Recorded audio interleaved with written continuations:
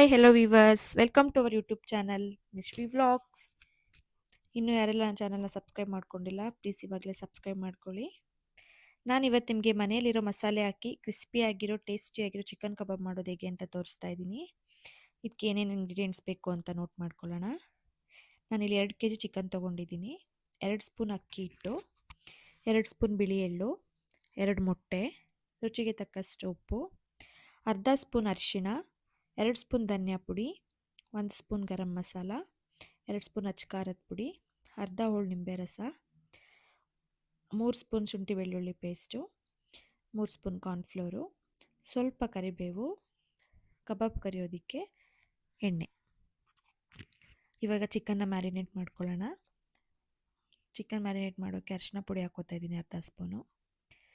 ನಂತರ ನೇನು ಮಸಾಲೆ ತೊಗೊಂಡಿದ್ದೀನಿ, ಅಚ್ಚಕಾರದ ಪುಡಿ, ಧನಿಯಾ ಪುಡಿ, ಗರಂ ಮಸಾಲ, ಅದನ್ನೆಲ್ಲ ಇದಕ್ಕೆ ಸೇರಿಸ್ಕೊತಾ ಇದ್ದೀನಿ. ಸೇರಿಸ್ಕೊಂಡು ಅಕ್ಕಿ ಹಿಟ್ಟು ಹಾಕೋತಾ ಇದ್ದೀನಿ, ಕಾರ್ನ್ಫ್ಲೋರು,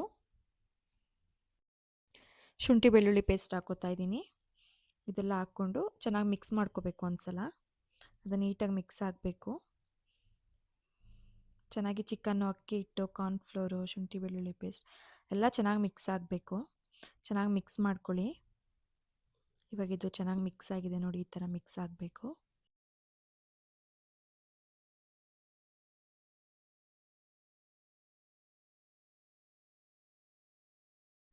ಚೆನ್ನಾಗಿ ಮಿಕ್ಸ್ ಮಾಡ್ಕೊಳ್ಳಿ ಚಿಕನ್ ಎಲ್ಲ. ಅದು ಮಸಾಲೆ ಎಲ್ಲ ಚೆನ್ನಾಗಿ ಚಿಕನ್ಗೆ ಹೊಂದಬೇಕು, ಅಲ್ಲಿವರೆಗೂ ಚೆನ್ನಾಗಿ ಮಿಕ್ಸ್ ಮಾಡ್ಕೊಳ್ಳಿ. ಇವಾಗ ಇದು ಚೆನ್ನಾಗಿ ಮಿಕ್ಸ್ ಆಗಿದೆ. ನಾನು ಇದಕ್ಕೆ ಇವಾಗ ರುಚಿಗೆ ಎಷ್ಟು ಬೇಕಷ್ಟು ಉಪ್ಪು ಹಾಕೋತಾ ಇದ್ದೀನಿ. ನೀವು ಉಪ್ಪು ನೋಡಿ ಹಾಕ್ಕೊಳ್ಳಿ. ಉಪ್ಪು ಹಾಕ್ಕೊಂಡು 1 ನಿಮಿಷ ಚೆನ್ನಾಗಿ ಮಿಕ್ಸ್ ಮಾಡಬೇಕು. ನಂತರ ಇವಾಗ ಇದಕ್ಕೆ 2 ಮೊಟ್ಟೆ ಹಾಕ್ತಾ ಇದ್ದೀನಿ. ಮೊಟ್ಟೆ ಒಡೆದಾಕಿ, ಮೊಟ್ಟೆ ಹಾಕಾದ್ಮೇಲೆ ಇದನ್ನ ಚೆನ್ನಾಗಿ ಮಿಕ್ಸ್ ಮಾಡ್ಕೋಬೇಕು. ಅದು ಮೊಟ್ಟೆ ಹಾಕಿರ್ತೀವಲ್ಲ, ಅದು ಚೆನ್ನಾಗಿ ಬೀಟ್ ಆಗಬೇಕು ಚಿಕನ್ ಜೊತೆ. ಮೊಟ್ಟೆ ಉಪ್ಪು ಎಲ್ಲ ಚೆನ್ನಾಗಿ ಹೊಂದ್ಕೋಬೇಕು ಚಿಕನ್ಗೆ.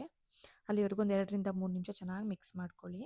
ಅದು ಮಿಕ್ಸ್ ಆದ ನಂತರ ಇದಕ್ಕೆ ಇವಾಗ ಒಂದು 5 ರಿಂದ 6 ಕಡ್ಡಿ ಕರ್ಬೇವು ಎಲೆ ಹಾಕೋತಾ ಇದ್ದೀನಿ ನಾನು.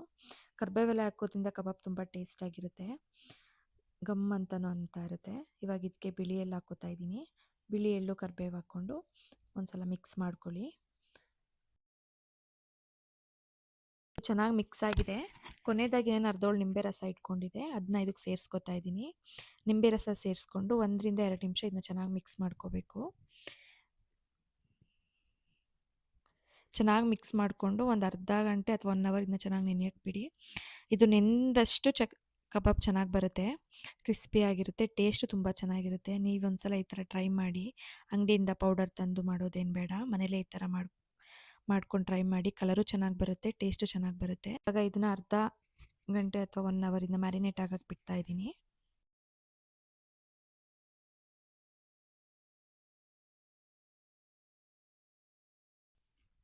ಚಿಕನ್ ಇವಾಗ 1 ಅವರ್ ಚೆನ್ನಾಗಿ ಮ್ಯಾರಿನೇಟ್ ಆಗಿದೆ. ಇವಾಗ ಒಂದು ಬಾಣಲಿ ಇಟ್ಕೊತಾ ಇದ್ದೀನಿ. ಇಟ್ಕೊಂಡು ಎಣ್ಣೆ ಹಾಕ್ಕೊಂಡು ಎಣ್ಣೆ ಚೆನ್ನಾಗಿ ಕಾಯಲಿ. ಎಣ್ಣೆ ಚೆನ್ನಾಗಿ ಕಾದ ನಂತರ ಅನೇಕ ಮಾಡಿದ್ದನ್ನು ಇಟ್ಕೊಂಡ್ಬಿಟ್ಟು ಅದನ್ನ ಬಾಣಲಿಗೆ ಹಾಕೋತಾ ಇದ್ದೀನಿ. ಚಿಕನ್ ಹಾಕಿದ ನಂತರ ತಿರ್ಸ್ಕೊಟ್ಬಿಡಿ. 1 ರಿಂದ 2 ನಿಮಿಷ ಹಂಗೆ ಬಿಡಿ. ತಿರ್ಸಿದ್ರೆ ಅದು ಚೆನ್ನಾಗಿ ಬೇಯಲ್ಲ, ಮೇಲ್ಗಡೆ ಏನು ಮಸಾಲೆ ಇರ್ತದೆಲ್ಲ ಬಿಟ್ಕೊಬಿಡುತ್ತೆ. ಒಂದು ನಿಮಿಷ ಅಥವಾ 2 ನಿಮಿಷ ಆದಮೇಲೆ ಇದನ್ನು ತಿರ್ವಾಕೊಳ್ಳಿ.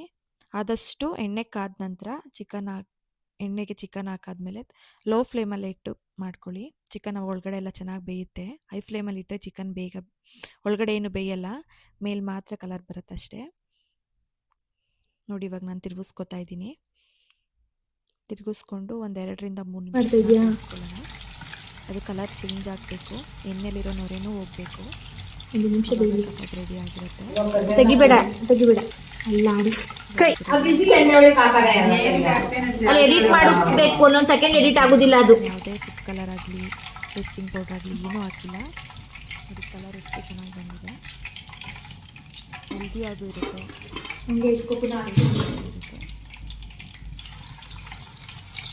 ಕಬಾಬ್ ಅಂತೂ ತುಂಬ ಘಮ ಅಂತಿದೆ, ಟೇಸ್ಟ್ ತುಂಬ ಚೆನ್ನಾಗಿರುತ್ತೆ.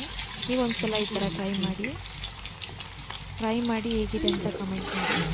ಈ ರೆಸಿಪಿ ನಿಮಗೆ ಇಷ್ಟ ಆಗಿದ್ದರೆ ಪ್ಲೀಸ್ ಲೈಕ್ ಮಾಡಿ, ಶೇರ್ ಮಾಡಿ ಆ್ಯಂಡ್ ಸಬ್ಸ್ಕ್ರೈಬ್ ಮಾಡ್ಕೊಳ್ಳೋದು ಮರಿಬೇಡಿ.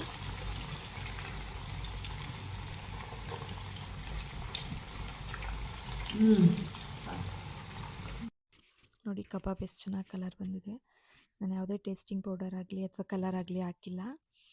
ನೀವು ಒಂದ್ಸಲ ಈ ಥರ ಟ್ರೈ ಮಾಡಿ, ತುಂಬ ಚೆನ್ನಾಗಿ ಬರುತ್ತೆ. Thank you for watching.